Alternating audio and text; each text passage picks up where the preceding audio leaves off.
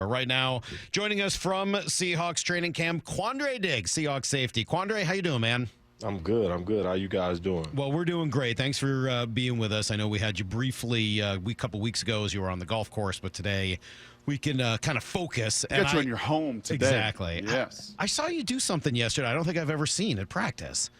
I kind of just curious about the mentality and about whether or not there are repercussions. So you come up with the interception, which was awesome. You run it back a little ways. You get to the sideline. You're down. And you take the ball and chuck it into the berm, which I've never seen anyone do. Throw it straight to the fans on the berm. First of all, planned? Did you even know you did it? And then do you get fined the way you would in a game if you threw a ball into the stands? I mean, it definitely wasn't planned. I mean, I just kind of react off emotion. I mean, for me, I just be having fun, really. I'm part of the equipment staff, so no, I won't get fined.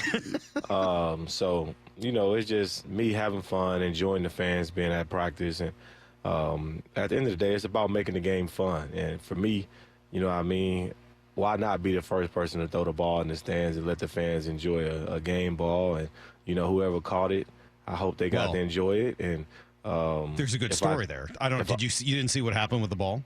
No, I did not see. So the ball goes, and there's two kids. One probably, 6, 7 years old. The other maybe 10. And they both went hard after it, and the 6-year-old just got dropped. I mean, he went down hard on his behind. And the 10-year-old sort of jumped on it like it was a fumble, and now it was his ball. And Moore and I were concerned the 6-year-old was going to start crying, but he didn't. He manned up, no problems, and you know what? The bigger kid gave him the football a minute later. That's funny, but that's dope about a 10-year-old, and that's a lot of heart by the 6-year-old. Yeah. So He took a hit. Oh man, I wish we had film of that. But that's dope, man. I'm glad that it was able to go to a kid and it wasn't a grown up, fighting over a ball and not giving it to a kid. So, that 10-year-old had that memory forever, and so will that 6-year-old. He teaching toughness in life. I'm not even trying to be that guy, like be a jerk. I'm just trying to remember, Quandre. What were they? Some of your interception returns and stuff last year that Pete did. What did Pete have a hard time with some of that? Did he give you a hard time about? Help me understand. I'm not even trying to be that guy right now. I'm trying to honestly remember. Because part of me does remember Pete kind of getting on you about some of your returns, or am I misremembering? I wouldn't call it getting on me. You know what I mean? I think me and Pete have a great relationship where he understands me, I understand him. I understand I can have fun with the ball, and then I got to tuck it. You know what I mean? So we came to a mutual decision. Maybe I'll put the ball up for a quick second and tuck it really fast as long as I'm not in traffic. But I told you guys last year, I would watch Ed Reed film the night before the game. Not Ed Reed. I seen Deion Sanders. Well, Ed Reed did it too, but I seen Deion Sanders do it. And he caught a pick. He put it in the sky, and it just, for me, it kind of triggered something. I'm like, I'm gonna do that. You know what I mean? I'm gonna do that. I think that's dope.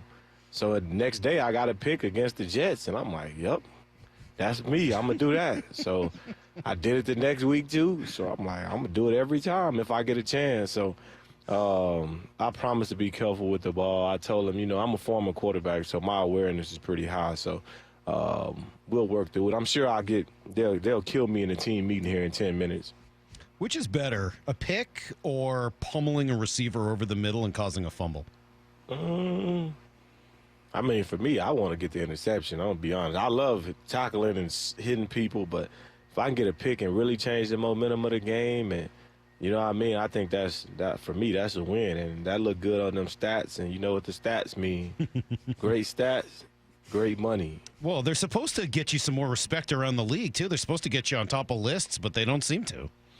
Hey man, I was a 6th-round draft pick 200, and drafted to the Detroit Lions.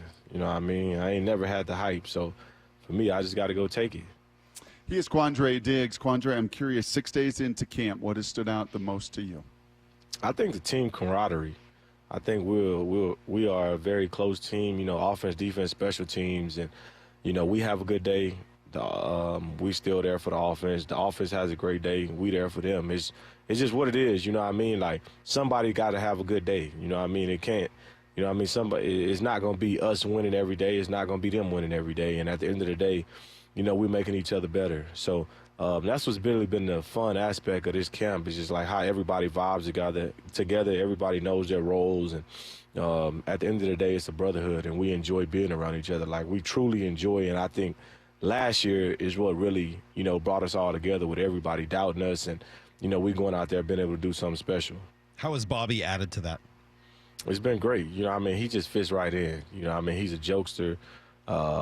You know, he's a leader. He's respected around here. He's a Hall of Famer.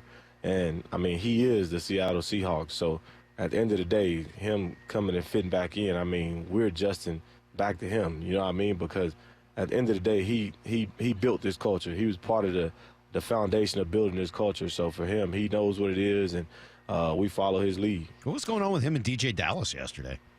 It was just good competition, but that's where we at on this team. You know what I mean? He makes a good play. We can get in DJ's face, and everybody can surround DJ, and, you know, we just celebrate. We enjoy it. The offense does it with us. They do the same thing. So, at the end of the day, good, fun competition, and, you know, today will be another good day.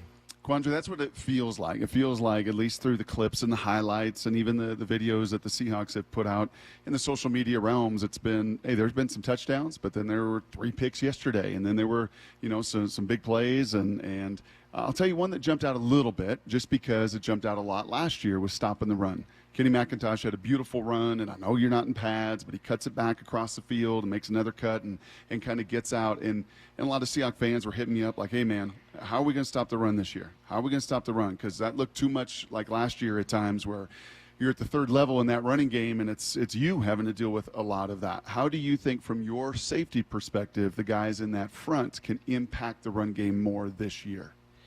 I mean, I think they're doing a great job. I think at the end of the day, you know, like you said, we're not in shoulder pads, we're not in helmets.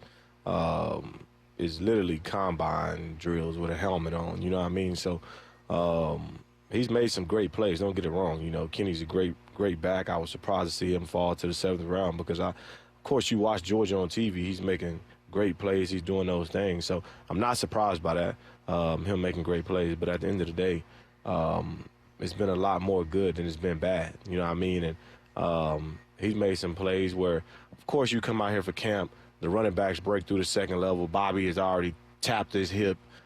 3 other guys have tapped his hip. He break out, run. The crowd starts cheering. It looks great. You know what I mean? Like, you got hit 3 times already. You know what I mean? So how much do you hate that? I watch these every year, and every year I'm surprised there's not a fight because some running back decides to run all the way to the end zone after he's clearly down. I mean, that's what they're taught to do. They set the tempo for us. So for them, that's what they're taught to do. That's their job. So I can't be mad at them.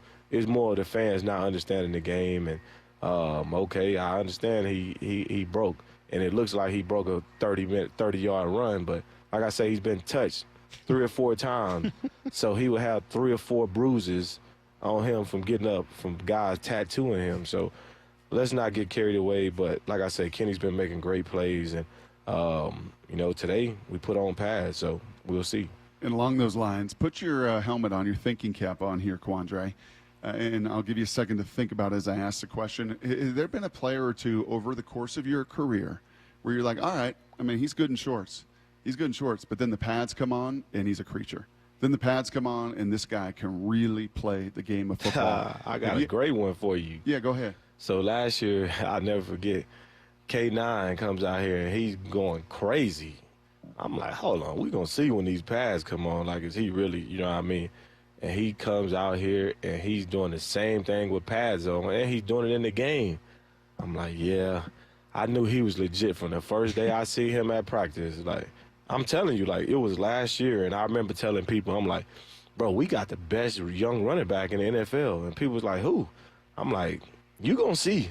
I'm like, you going to see. Just watch number 9 when he get out there. And when he got his chance, he went out there and killed it. So he's definitely one of those guys that I said that last year. Can you feel that, Quandre? Can you just feel that as a veteran player, right? Can you just speak to that a little bit? Like, what is it? They don't slow down when the pads go on. They play even faster. The impact is that much more. What do you feel?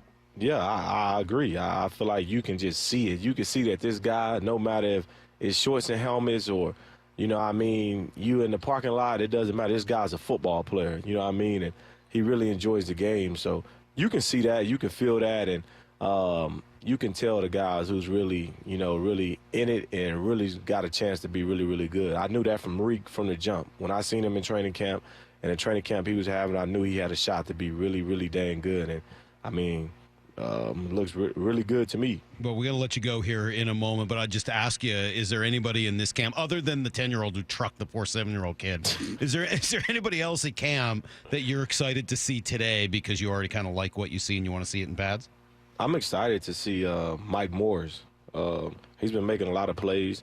He's a big human. So I'm excited to see him today for sure. Does he ever stop talking? Does he talk all the time? Mike, he's always smiling. He's a real smiley guy for a big dude. So that kind of throws me off a little bit. But I'm excited to see him. I'm also excited to see Jonathan Sutherland.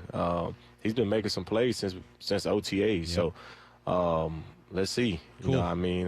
It's going to be interesting. I know you got meetings. We'll let you go. Thanks for doing this. We appreciate it. Always good to catch up with you. Have a great season, man. We'll talk again. Yes, sir. Appreciate y'all. All right, there you go. There's Quandre Diggs.